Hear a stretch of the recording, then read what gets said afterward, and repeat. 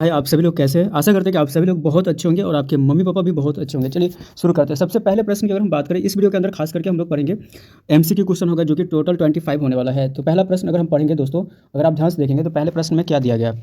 बहुत ही important question होने वाला है इस वीडियो के अंदर। पृथ्वी की आंतरिक संरचना का रासायनिक वर्गीकरण किन 3 भागों में किया जाता है? ऑप्शन ए में है lithosphere, asthenosphere, core. Option B में दिया है सियाल, सीमा, निफे। ऑप्शन सी में है crust, mantle, core. Option D में ऊपरी, मध्य, निचला। तो दोस्तों इसका correct answer option number C हो जाएगा, यानी कि क्रस्ट, मेंटल, कोर होगा। ये 3 मतलब ऑप्शन नंबर सी इसका करेक्ट आंसर हो जाएगा। तो पहला प्रश्न पूछा है कि पृथ्वी की आंतरिक संरचना का रासायनिक वर्गीकरण किन 3 भागों में किया जाता है? तो क्रस्ट, मेंटल, कोर, ये 3 भागों में किया जाता है। चलिए एक बार फिर से इस प्रश्न को पढ़ेंगे। पहले प्रश्न को, पृथ्वी की आंतरिक संरचना का रासायनिक वर्गीकरण किन 3 भागों में किया जाता है? Option A lithosphere, asthenosphere, core है। Option B sial, sima, nife. Option C है crust, mantle, core. Option D ऊपरी, मध्य, निचला। तो इसका correct answer option number C हो जाएगा, क्रस्ट, मेंटल, कोर हो जाएगा इसका करेक्ट आंसर। चलिए बात कर लेते हैं प्रश्न संख्या 2 की। तो प्रश्न संख्या 2 में क्या पूछा है कि पृथ्वी की संरचना का यांत्रिक यानी भौतिक विभाजन कितने भागों में किया जाता है? ऑप्शन ए 3, ऑप्शन बी है 4, ऑप्शन सी है 5, ऑप्शन डी है 6। दोस्तों इसका करेक्ट आंसर हो जाएगा ऑप्शन नंबर सी, यानी कि 5 होता है। याद रखना आपको कि पृथ्वी की जो संरचना है उसका यांत्रिक विभाजन कितने भागों में किया जाता है? तो 5 भागों में किया जाता है। तो ऑप्शन नंबर सी इसका करेक्ट हो जाएगा। चलिए बात कर लेते हैं प्रश्न संख्या 3 की। तो प्रश्न संख्या 3 में क्या पूछा है देखिएगा, निम्न में से कौन सी परत अर्धद्रव अवस्था में पाई जाती है? मेरे भाई ये जो प्रश्न है बहुत ज़्यादा खास है, क्योंकि इस प्रश्न को बहुत बार पूछा गया है, क्वेश्चन को पूछा गया है। तो निम्न में से कौन सी परत अर्धद्रव अवस्था में पाई जाती है? ऑप्शन है क्रस्ट, ऑप्शन बी है लिथोस्फीयर, ऑप्शन सी है स्टेनोस्फीयर, ऑप्शन डी है आंतरिक कोर। तो इसका करेक्ट आंसर ऑप्शन नंबर क्या हो जाएगा? सी हो जाएगा, स्टेनोस्फीयर हो जाएगा इसका करेक्ट आंसर। तो प्रश्न पूछा है कि निम्न में से कौन सी परत अर्धद्रव अवस्था में पाई जाती है? तो स्टेनोस्फीयर यानी ऑप्शन नंबर सी इसका करेक्ट हो जाएगा। चलिए एक बार फिर से प्रश्न संख्या 3 को पढ़ेंगे। निम्न में से कौन सी परत अर्धद्रव अवस्था में पाई जाती है? तो ऑप्शन ए है क्रस्ट, ऑप्शन बी है लिथोस्फीयर, ऑप्शन सी में स्टेनोस्फीयर, ऑप्शन डी आंतरिक कोर। तो इसका correct answer option number C हो जाएगा, स्टेनोस्फीयर हो जाएगा इसका करेक्ट आंसर। चलिए बात कर लेते हैं प्रश्न संख्या 4 की। तो प्रश्न संख्या 4 में क्या पूछा है कि पृथ्वी की कुल त्रिज्या का लगभग कितना भाग कोर में है? तो पृथ्वी की कुल त्रिज्या का लगभग कितना भाग कोर में है? तो ऑप्शन ए है 10%, ऑप्शन बी है 25%, ऑप्शन सी है 55%, ऑप्शन डी है 75%। इसका correct answer option number C हो जाएगा, 55% हो जाएगा इसका करेक्ट आंसर। तो पृथ्वी की कुल त्रिज्या का लगभग कितना भाग कोर में है? तो 55% है। तो याद रखना आपको 55% आपको याद रखना है, ठीक है। चलिए अगले प्रश्न की तरफ बढ़ते हैं। प्रश्न संख्या 5 में क्या पूछा है अगर आप ध्यान से देखेंगे, पृथ्वी के केंद्र तक पहुंचने की मानव की अधिकतम खुदाई कितनी है? तो पृथ्वी के केंद्र तक पहुंचने की जो मानव की अधिकतम खुदाई कितनी है? ऑप्शन ए में 2 किलोमीटर, ऑप्शन बी है 5 किलोमीटर, ऑप्शन सी है 12 किलोमीटर लगभग में, ऑप्शन डी है 50 किलोमीटर। तो इसका करेक्ट आंसर हो जाएगा ऑप्शन नंबर सी हो जाएगा, 12 किलोमीटर हो जाएगा इसका करेक्ट आंसर। पृथ्वी के केंद्र तक पहुंचने की मानव की अधिकतम खुदाई कितनी है? तो 12 किलोमीटर है। तो ऑप्शन नंबर सी इसका करेक्ट हो जाएगा, 12 किलोमीटर आपको याद रखना है। चलिए प्रश्न संख्या 6 की बात कर लेते हैं। तो प्रश्न संख्या 6 में क्या पूछा है कि पृथ्वी की सबसे अधिक ज्वालामुखीय गतिविधि किस क्षेत्र में होती है? ऑप्शन ए अटलांटिक महासागर, ऑप्शन बी है हिंद महासागर, ऑप्शन सी है प्रशांत महासागर का ring of fire, option D है आर्कटिक क्षेत्र। इसका करेक्ट आंसर हो जाएगा ऑप्शन नंबर सी हो जाएगा, प्रशांत महासागर का रिंग ऑफ फायर हो जाएगा इसका करेक्ट आंसर। पृथ्वी की सबसे अधिक ज्वालामुखीय गतिविधि किस क्षेत्र में होती है? तो प्रशांत महासागर का रिंग ऑफ फायर में होती है। तो ऑप्शन नंबर सी इसका करेक्ट हो जाएगा। एक बार फिर से प्रश्न संख्या 6 को पढ़ेंगे। पृथ्वी की सबसे अधिक ज्वालामुखीय गतिविधि किस क्षेत्र में होती है? ऑप्शन ए अटलांटिक महासागर, ऑप्शन बी है हिंद महासागर, ऑप्शन सी है प्रशांत महासागर का ring of fire, option D है आर्कटिक क्षेत्र। इसका correct answer option number C हो जाएगा, प्रशांत महासागर का रिंग ऑफ फायर हो जाएगा इसका करेक्ट आंसर। चलिए बात करते हैं प्रश्न संख्या 7 की। तो प्रश्न संख्या 7 में क्या कहता है कि भूकंप की तीव्रता 7 से अधिक होने पर उसे क्या माना जाता है? ऑप्शन ए हल्का, ऑप्शन बी मध्यम, ऑप्शन सी तीव्र, ऑप्शन डी विनाशकारी। इसका करेक्ट आंसर हो जाएगा ऑप्शन नंबर डी, यानी कि विनाशकारी माना जाता है। तो भूकंप की तीव्रता अगर 7 से अधिक होगी तो उसे विनाशकारी माना जाता है, आपको याद रखना है, ठीक है। चलिए एक बार फिर से इस प्रश्न को हम पढ़ेंगे। प्रश्न संख्या 7 को कि भूकंप की तीव्रता 7 से अधिक होने पर उसे क्या माना जाता है? तो ऑप्शन ए में हल्का, ऑप्शन बी है मध्यम, ऑप्शन सी है तीव्र, ऑप्शन डी है विनाशकारी। तो इसका करेक्ट आंसर हो जाएगा दोस्तों ऑप्शन नंबर डी हो जाएगा, यानी कि विनाशकारी हो जाएगा इसका करेक्ट आंसर। चलिए बात कर लेते हैं प्रश्न संख्या 8 की बात कर लेते हैं। प्रश्न संख्या 8 में क्या कहते हैं, पृथ्वी की आंतरिक त्रिज्या पृथ्वी की आंतरिक उष्मा से कौन सी ऊर्जा प्राप्त की जाती है? तो पृथ्वी की जो आंतरिक उष्मा से कौन सी ऊर्जा प्राप्त की जाती है दोस्तों? तो ऑप्शन ए में सौर ऊर्जा, ऑप्शन बी है पवन ऊर्जा, ऑप्शन सी है भूतापीय ऊर्जा, ऑप्शन डी है जल ऊर्जा। तो इसका correct answer option number C हो जाएगा, भूतापीय ऊर्जा हो जाएगा इसका करेक्ट आंसर हो जाएगा।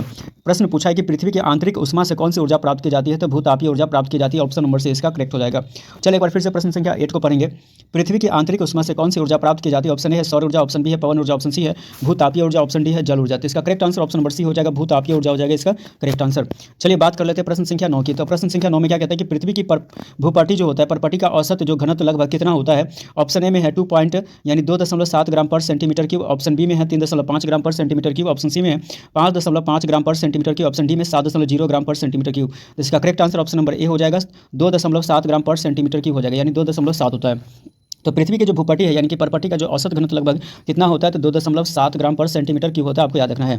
चलिए एक बार फिर से इस प्रश्न को पढ़ेंगे कि पृथ्वी की जो भूपटी या परपटी का औसत घनत्व लगभग कितना है। तो ऑप्शन ए में है 2.7 ग्राम पर सेंटीमीटर क्यूब, ऑप्शन बी है 3.5 ग्राम पर सेंटीमीटर क्यूब, ऑप्शन सी है 5.5 ग्राम पर सेंटीमीटर क्यूब, ऑप्शन डी है 7.0 ग्राम पर सेंटीमीटर क्यूब। इसका correct answer option number A हो जाएगा, 2.7 ग्राम पर सेंटीमीटर क्यूब हो जाएगा। चलिए बात कर लेते हैं प्रश्न संख्या 10 की। अगर हम बात करें तो प्रश्न संख्या 10 में कहता है कि पृथ्वी की आंतरिक संरचना का प्रथम वैज्ञानिक मॉडल किसने प्रस्तुत किया। Option A Newton, option B Wegener, option C Jeffreys, option D Gutenberg. इसका correct answer option number C हो जाएगा, जेफरीज हो जाएगा इसका करेक्ट आंसर। पृथ्वी की जो आंतरिक संरचना का जो प्रथम वैज्ञानिक मॉडल किसने प्रस्तुत किया, तो जेफरीज ने प्रस्तुत किया, तो ऑप्शन नंबर सी हो जाएगा इसका करेक्ट हो जाएगा। तो ये आपको याद रखना पड़ेगा। प्रश्न संख्या 10 की बात कर लेते हैं। पृथ्वी की आंतरिक संरचना का प्रथम वैज्ञानिक मॉडल किसने प्रस्तुत किया। Option A Newton, option B Wegener, option C Jeffreys, option D Gutenberg. तो इसका correct answer option number C होता है, जेफरीज होता है, ऑप्शन नंबर सी इसका करेक्ट हो जाएगा। चलिए बात कर लेते हैं प्रश्न संख्या 11 की। तो प्रश्न संख्या 11 में क्या कहता है कि भूकंपीय तरंगों की सबसे धीमी श्रेणी कौन सी है। तो अगर हम यहाँ पे बात करें कि भूकंपीय तरंगों की सबसे धीमी श्रेणी कौन सी है, तो ऑप्शन ए में पी तरंग, ऑप्शन बी है एस तरंग, ऑप्शन सी है सतही तरंग, ऑप्शन डी है रेडियो तरंग। इसका correct answer option number C हो जाएगा, सतही तरंग हो जाएगा इसका करेक्ट आंसर। तो भूकंपीय तरंगों की जो सबसे धीमी श्रेणी की कौन सी है, तो सतही तरंग होती है सबसे धीमी। चलिए एक बार फिर से इस प्रश्न को पढ़ेंगे। भूकंपीय तरंगों की सबसे धीमी श्रेणी कौन सी है, तो ऑप्शन ए में पी तरंग, ऑप्शन बी है एस तरंग, ऑप्शन सी है सतही तरंग, ऑप्शन डी है रेडियो तरंग। इसका correct answer option number C हो जाएगा, सतही तरंग आपको याद रखना है। चलिए आगे बात कर लेते हैं प्रश्न संख्या 12 की। तो प्रश्न संख्या 12 में क्या कहता है कि पृथ्वी की परतों में तापमान वृद्धि की दर को क्या कहते हैं। पृथ्वी की जो परतों में जो तापमान वृद्धि की दर को क्या कहते हैं। ऑप्शन ए में ताप प्रवणता, ऑप्शन बी है भूतापीय प्रवणता, ऑप्शन सी है उष्मा दर, ऑप्शन डी है तापमान सूचकांक। तो इसका correct answer option number B हो जाएगा, यानी कि भूतापीय प्रवणता हो जाएगा इसका करेक्ट आंसर। पृथ्वी की परतों में जो तापमान वृद्धि की दर को हम क्या कहते हैं, तो भूतापीय प्रवणता कहते हैं, ऑप्शन नंबर बी इसका करेक्ट हो जाएगा। चलिए एक बार फिर से प्रश्न संख्या 12 को हम पढ़े कि पृथ्वी की परतों में तापमान वृद्धि की दर को हम क्या कहते हैं। ऑप्शन ए ताप प्रवणता, ऑप्शन बी है भूतापीय प्रवणता, ऑप्शन सी है उष्मा दर, ऑप्शन डी है तापमान सूचकांक। तो इसका correct answer option number B हो जाएगा, भूतापीय प्रवणता हो जाएगा इसका करेक्ट आंसर। चलिए बात कर लेते हैं प्रश्न संख्या 13 की। तो प्रश्न संख्या 13 कहता है पृथ्वी के अंदर तापमान प्रति किलोमीटर औसतन कितने डिग्री बढ़ता है। तो पृथ्वी के अंदर जो तापमान प्रति किलोमीटर औसतन कितने डिग्री बढ़ता है। ऑप्शन ए है 5 डिग्री सेल्सियस, ऑप्शन बी है 10 डिग्री सेल्सियस, ऑप्शन सी है 25 से 30 डिग्री सेल्सियस, ऑप्शन डी है 50 डिग्री सेल्सियस। तो इसका correct answer option number C हो जाएगा, 25 से 30 डिग्री सेल्सियस हो जाएगा इसका करेक्ट आंसर। पृथ्वी के अंदर जो तापमान प्रति किलोमीटर औसतन कितने डिग्री बढ़ता है, तो 25 से 30 डिग्री सेल्सियस औसतन बढ़ता है। चलिए एक बार फिर से प्रश्न संख्या 13 को हम लोग पढ़ेंगे कि पृथ्वी के अंदर जो तापमान है प्रति किलोमीटर औसतन कितने डिग्री बढ़ता है। तो ऑप्शन ए में है 5 डिग्री सेल्सियस, ऑप्शन बी है 10 डिग्री सेल्सियस, ऑप्शन सी है 25 से 30 डिग्री सेल्सियस, ऑप्शन डी है 50 डिग्री सेल्सियस। इसका correct answer option number C हो जाएगा, 25 से 30 डिग्री सेल्सियस हो जाएगा इसका करेक्ट आंसर। चलिए बात कर लेते हैं प्रश्न संख्या 14 की। तो प्रश्न संख्या 14 में कहता है कि प्लेटों की गति किसके कारण होती है। प्लेटों की गति किसके कारण होती है। ऑप्शन ए ज्वार भाटा, ऑप्शन बी है चंद्रमा का आकर्षण, ऑप्शन सी है मेंटल में संवहन धाराएं, ऑप्शन डी है वायु दाब। इसका correct answer option number C हो जाएगा, मेंटल में संवहन धाराएं हो जाएगा इसका करेक्ट आंसर। प्लेटों की गति किसके कारण होती है, तो मेंटल में संवहन धाराएं यानी ऑप्शन नंबर सी इसका करेक्ट हो जाएगा। चलिए एक बार फिर से इस प्रश्न को पढ़ेंगे। प्लेटों की गति किसके कारण होती है, तो ऑप्शन ए में ज्वार भाटा, ऑप्शन बी है चंद्रमा का आकर्षण, ऑप्शन सी है मेंटल में संवहन धाराएं, ऑप्शन डी है वायु दाब। तो इसका correct answer option number C हो जाएगा, मेंटल में संवहन धाराएं हो जाएगा इसका करेक्ट आंसर। चलिए बात कर लेते हैं प्रश्न संख्या 15 की। तो कहता है कि पृथ्वी की सबसे अंदरूनी यांत्रिक परत कौन सी है। तो पृथ्वी की सबसे अंदरूनी यांत्रिक परत कौन सी है, तो ऑप्शन ए में है मेसोस्फीयर बोलते हैं, ऑप्शन बी बाहरी कोर, ऑप्शन सी आंतरिक कोर, ऑप्शन डी लिथोस्फीयर। तो इसका correct answer option number C हो जाएगा, आंतरिक कोर हो जाएगा इसका करेक्ट आंसर। तो पृथ्वी की जो सबसे अंदरूनी जो यांत्रिक परत है वो कौन सी है, तो इसका आंसर हो जाएगा आंतरिक कोर हो जाएगा, ऑप्शन नंबर सी इसका करेक्ट हो जाएगा। चलिए एक बार फिर से प्रश्न संख्या 15 को पढ़ेंगे। पृथ्वी की सबसे अंदरूनी यांत्रिक परत कौन सी है, तो ऑप्शन ए में है मेसोस्फीयर, ऑप्शन बी है बाहरी कोर, ऑप्शन सी है आंतरिक कोर, ऑप्शन डी है लिथोस्फीयर। इसका correct answer option number C हो जाएगा, आंतरिक कोर हो जाएगा इसका करेक्ट आंसर। चलिए बात कर लेते हैं प्रश्न संख्या 16 की। तो प्रश्न संख्या 16 में क्या पूछा है कि पृथ्वी की बाहरी परत में सबसे अधिक मात्रा में कौन सा तत्व पाया जाता है। ऑप्शन ए लोहा, option B oxygen, option C silicon, option D aluminium. तो इसका correct answer option number B हो जाएगा, ऑक्सीजन हो जाएगा इसका करेक्ट आंसर। तो पृथ्वी की बाहरी परत में सबसे अधिक मात्रा में कौन सा तत्व पाया जाता है, तो ऑक्सीजन पाया जाता है, तो ऑप्शन नंबर बी इसका करेक्ट हो जाएगा यानी ऑक्सीजन। चलिए एक बार फिर से इस प्रश्न को पढ़ेंगे प्रश्न संख्या 16 को कि पृथ्वी की बाहरी परत में सबसे अधिक मात्रा में कौन सा तत्व पाया जाता है। तो ऑप्शन ए लोहा, option B oxygen, option C silicon, option D aluminium. तो इसका correct answer option number B हो जाएगा, ऑक्सीजन हो जाएगा इसका करेक्ट आंसर। चलिए बात कर लेते हैं प्रश्न संख्या 17 की। तो प्रश्न संख्या 17 में क्या पूछा है कि पृथ्वी की परतों में सबसे अधिक दाब कहाँ होता है। तो पृथ्वी की परतों में सबसे अधिक दाब कहाँ होता है, तो ऑप्शन ए में crust, option B mantle, option C बाहरी कोर, ऑप्शन डी आंतरिक कोर। तो इसका correct answer option number D हो जाएगा, आंतरिक कोर हो जाएगा इसका करेक्ट आंसर हो जाएगा। तो पृथ्वी की परतों में सबसे अधिक दाब कहाँ होता है, तो आंतरिक कोर में होता है, तो ऑप्शन नंबर डी इसका करेक्ट हो जाएगा। चलिए एक बार फिर से इस प्रश्न को हम पढ़ेंगे प्रश्न संख्या 17 में कि पृथ्वी की परतों में सबसे अधिक दाब कहाँ होता है। तो ऑप्शन ए में क्रस्ट, ऑप्शन बी में है मेंटल, ऑप्शन सी में बाहरी कोर, ऑप्शन डी में है आंतरिक कोर। तो इसका correct answer option number D हो जाएगा, आंतरिक कोर हो जाएगा इसका करेक्ट आंसर हो जाएगा। चलिए बात कर लेते हैं प्रश्न संख्या 18 की। तो प्रश्न संख्या 18 में क्या पूछा है दोस्तों कि लावा पठार का निर्माण किससे होता है। लावा पठार का निर्माण जो है वो किससे होता है। ऑप्शन ए में है विस्फोटक ज्वालामुखी, ऑप्शन बी है दरार ज्वालामुखी, ऑप्शन सी है समुद्री भूकंप, ऑप्शन डी है हिमनद। इसका correct answer option number B हो जाएगा, दरार ज्वालामुखी हो जाएगा, इसका करेक्ट आंसर हो जाएगा। तो लावा पठार का जो निर्माण है वो किससे होता है, तो दरार ज्वालामुखी से होता है, तो ऑप्शन नंबर बी इसका करेक्ट हो जाएगा। चलिए बात कर लेते हैं प्रश्न संख्या 19 की। तो प्रश्न संख्या 19 में क्या पूछा है, अगर आप ध्यान से देखेंगे कि पृथ्वी की सबसे गहरी ज्ञात भूकंपीय गतिविधि लगभग कितनी गहराई पर पाई जाती है। तो ऑप्शन ए में 100 किलोमीटर, ऑप्शन बी है 300 किलोमीटर, ऑप्शन सी है 700 किलोमीटर, ऑप्शन डी है 1200 किलोमीटर। तो इसका correct answer option number C हो जाएगा, 700 किलोमीटर हो जाएगा। पृथ्वी की सबसे गहरी ज्ञात भूकंपीय गतिविधि लगभग कितनी गहराई पर पाई जाती है, तो ऑप्शन नंबर सी यानी 700 किलोमीटर की गहराई पर पाई जाती है। तो ऑप्शन नंबर सी इसका क्या हो जाएगा, करेक्ट हो जाएगा। चलिए एक बार फिर से प्रश्न संख्या 19 को पढ़ेंगे कि पृथ्वी की सबसे गहरी ज्ञात भूकंपीय गतिविधि लगभग कितनी गहराई पर पाई जाती है। तो ऑप्शन ए में 100 kilometre, option B 300 kilometre, option C 700 kilometre, option D 1200 kilometre. तो इसका correct answer option number C हो जाएगा, 700 किलोमीटर करेक्ट आंसर हो जाएगा। चलिए बात कर लेते हैं प्रश्न संख्या 20 की। तो प्रश्न संख्या 20 में क्या पूछा है कि पृथ्वी का कुल द्रव्यमान सौर मंडल में किस स्थान पर आता है। तो पृथ्वी का जो कुल द्रव्यमान सौर मंडल में किस स्थान पर आता है, तो ऑप्शन ए प्रथम, ऑप्शन बी तृतीय, ऑप्शन सी पंचम, ऑप्शन डी चतुर्थ। तो इसका correct answer option number C हो जाएगा, पंचम हो जाएगा, इसका करेक्ट आंसर। पृथ्वी का कुल द्रव्यमान सौर मंडल में किस स्थान पर आता है, तो पंचम यानी ऑप्शन नंबर सी इसका करेक्ट हो जाएगा। चलिए बात कर लेते हैं प्रश्न संख्या 21 की। तो प्रश्न संख्या 21 में क्या पूछा है कि पृथ्वी के केंद्र में पदार्थ की अवस्था कैसी है। तो पृथ्वी के केंद्र में पदार्थ की अवस्था कैसी है। ऑप्शन ए में पूर्ण द्रव, ऑप्शन बी है पूर्ण ठोस, ऑप्शन सी है गैसीय, ऑप्शन डी प्लाज्मा। तो इसका correct answer option number B हो जाएगा, पूर्ण ठोस हो जाएगा, इसका करेक्ट आंसर। पृथ्वी के केंद्र में जो पदार्थ की अवस्था है वो कैसी है, तो पूर्ण ठोस है, ऑप्शन नंबर बी आपको याद रखना है। चलिए एक बार फिर से प्रश्न संख्या 21 को पढ़ेंगे कि पृथ्वी के केंद्र में पदार्थ की अवस्था कैसी है। ऑप्शन ए पूर्ण द्रव है, ऑप्शन बी पूर्ण ठोस, ऑप्शन सी गैसीय, ऑप्शन डी प्लाज्मा। तो इसका correct answer option number B हो जाएगा, पूर्ण ठोस हो जाएगा, इसका करेक्ट आंसर। चलिए बात कर लेते हैं प्रश्न संख्या 22 की।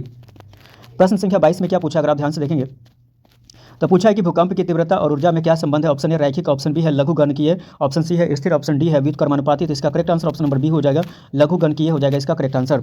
यानी भूकंप की तीव्रता और ऊर्जा में क्या संबंध है, तो लघुगणकीय यानी ऑप्शन नंबर बी इसका करेक्ट हो जाएगा।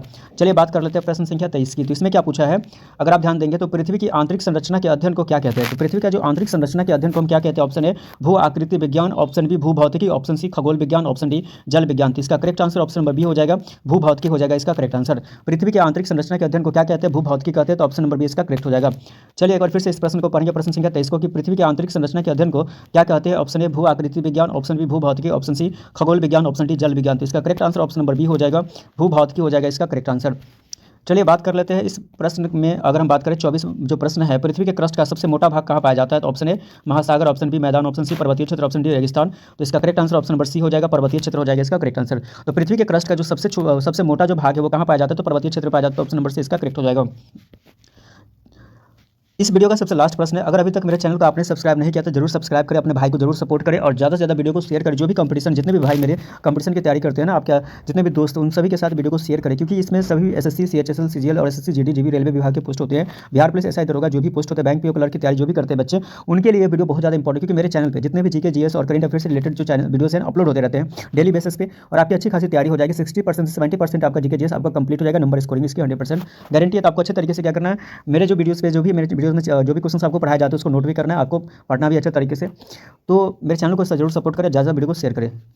तो इस वीडियो का सबसे लास्ट प्रश्न क्या है कि पृथ्वी की कुल सतह का लगभग कितना भाग महासागरों से घिरा है। ये प्रश्न है कि पृथ्वी की कुल सतह का लगभग कितना भाग महासागरों से घिरा। ऑप्शन है 50%, option B 60%, option C 71%, option D है 80%। इसका correct answer option number C हो जाएगा, 71% हो जाएगा। याद रखना आपको कितना, 71%। ठीक है, तो चलिए मिलते हैं नेक्स्ट वीडियो, तब तक के लिए बाय बाय।